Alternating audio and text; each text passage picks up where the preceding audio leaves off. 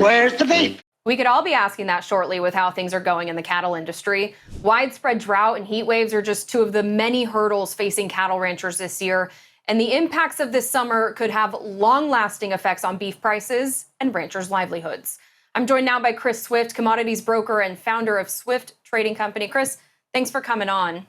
I certainly do appreciate the opportunity, Simone. Look, whether it's a June heat wave that killed 1,000 head of cattle in Kansas or ranchers with dried up grazing acres and limited water, how are we seeing the effects of these weather conditions ripple through the industry?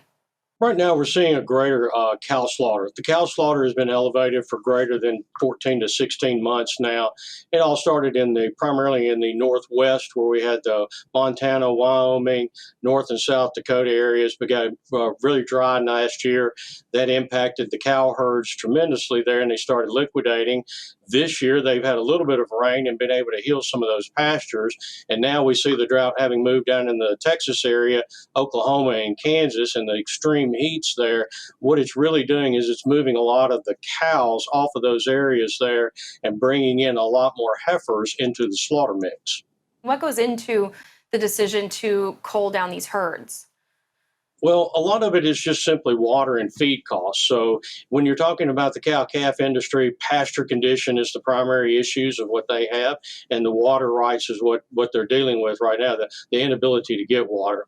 So when you look at how that passes on through to it, we produce fewer animals into the future there. Those fewer animals there then go into our beef process there, and it pertains to less beef going down the road. With this kind of herd sell-off, how long do you think it's going to take to be able to build back up? I know that the latest USDA numbers are showing that cattle inventory is already shrinking. It's now the lowest it's been since around 2015.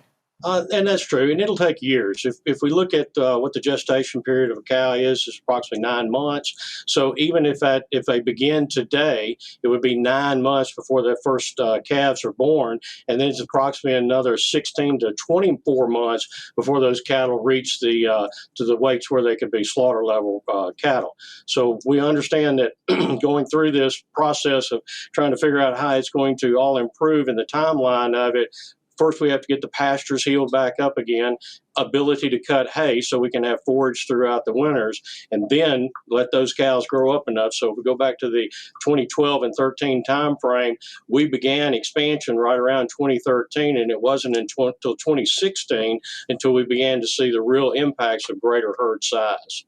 The USDA livestock analyst recently said they're seeing more females in feedlots. So I imagine that only exacerbates that timeline when you're taking breeding stock and sending them off to slaughter. There's no doubt. And the heifer slaughter has increased greatly. We usually run somewhere between 55 to 60% of steers on feed, and then the other is the heifer. So as we see that heifer number increase, we know that we're slaughtering our breeding capacity for future production. What impacts do you see this having on prices? Already people are paying about 12% more than a year ago for beef. With inflation running as high as it's been, I think we've been looking for any sign in any industry for a slowdown. It doesn't look like that's going to happen here. Probably not. The price to the consumer is pretty much fixed right now, in my opinion. I don't think that retailers want to raise that price too much, and the margins that's available to the end retail sellers and to the packers there are at a level that they don't want to see that slip any further than where it is. So the likelihood of them raising beef prices to the consumer and maybe stifling some of the demand is not very good. I don't think you're going to get a significant increase in beef production anytime soon either. So we really don't expect the price to go down. And we've been sitting around $270 a hundredweight for boxes over the last several months. I doubt very seriously that we'll see that change until we get into a greater time frame where there's more cattle to slaughter or less. And I think that's closer to the fourth quarter before it is right now.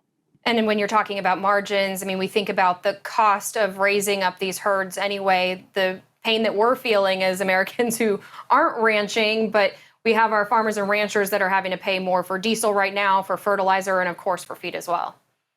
Oh, there's no doubt. And those input costs really ratchet up significantly. And unfortunately, when we see what the price of the live cattle sells for, it really doesn't make up the premiums that we had to pay for the input costs to it. Are we seeing people leave the industry? Are we seeing people sell off entire herds?